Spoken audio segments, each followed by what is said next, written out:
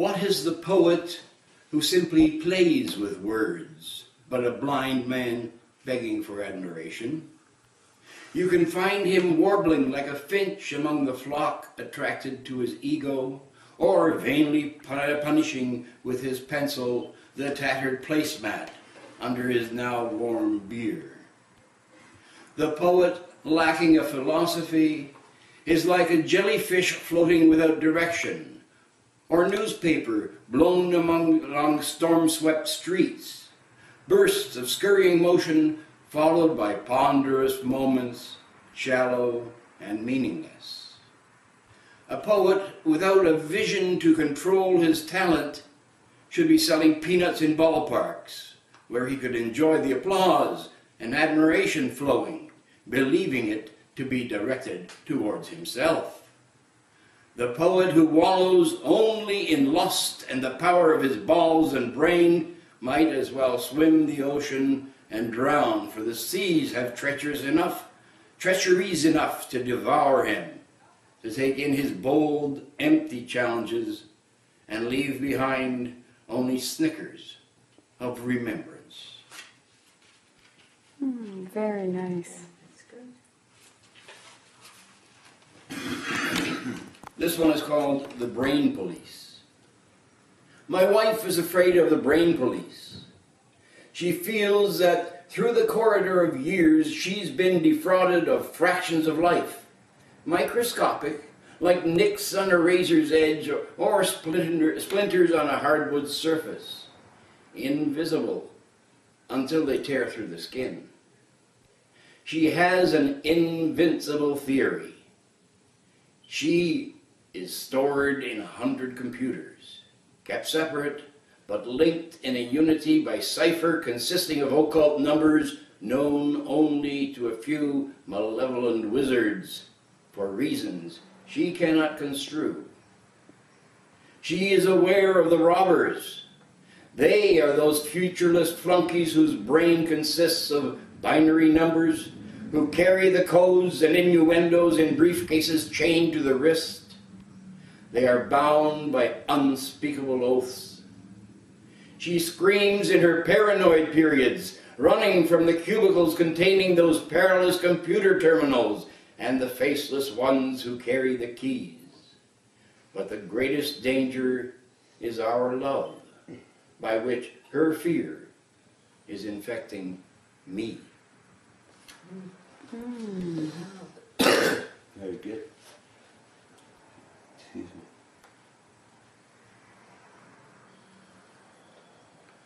This one is called In the Night. In the dark hour of the night, she crushed her body against my back. Clutching me, she whispered, "If I should die, if I should never see your eyes in the morning sun again, what will you remember best?" In the murky swamp lying between sleep and waking, I fumbled among the roots and tendrils of our entangled lives, groping for the perfect gem expressing our intimacy. Imagery failed me. I whispered, "The times we cried together, my love." The binding steel of her grasp slackened as she sank back into her pillow, and I kissed her eyes, her lips, savoring her smile and her tears, until she fell asleep. Very nice. Little, just nice.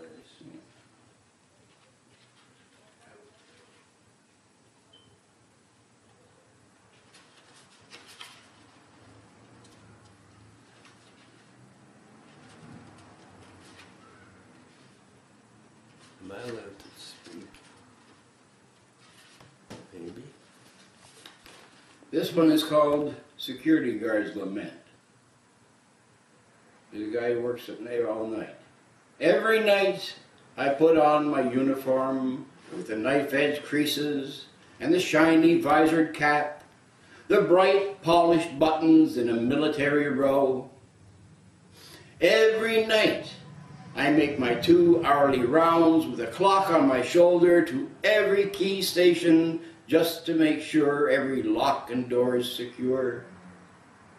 Every night I live on sandwiches and coffee, reading paperbacks about policemen and detectives, dream of catching murderers and solving crimes.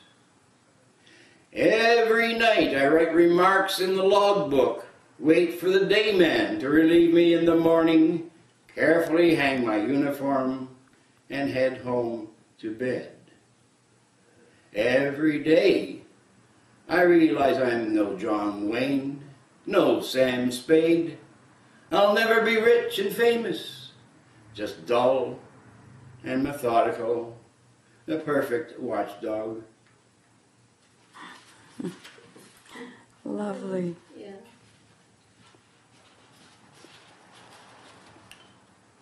This one's about a girl I knew when she was young, and I didn't see her for a long time, and then I met her again, and she was so different.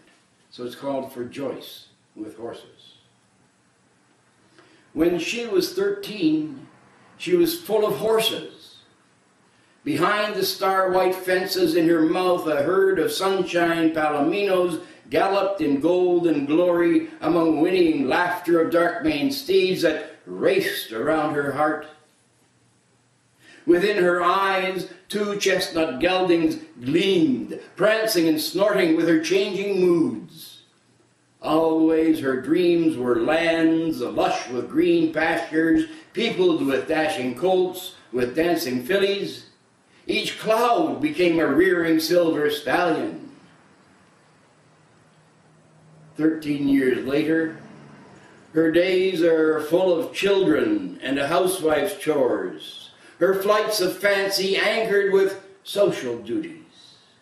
Those easy dreams of childhood lie buried under blankets of adult habits. Now, only in the darkest hour of the night do herds of mustangs thunder along her spine.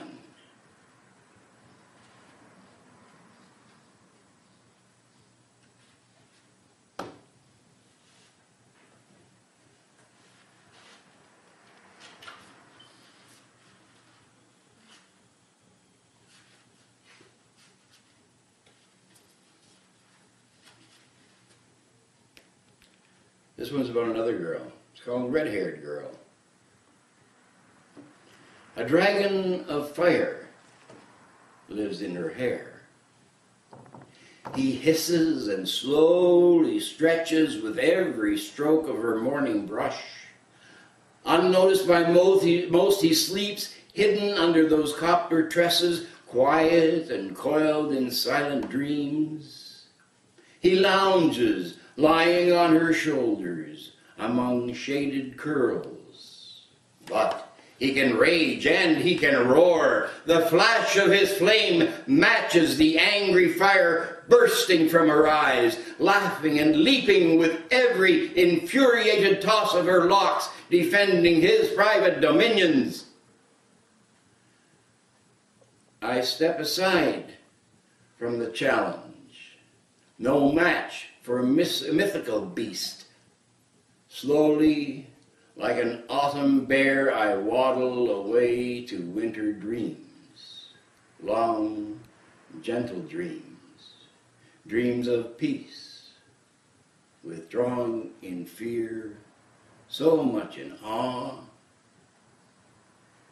For a dragon of fire lives in her hair.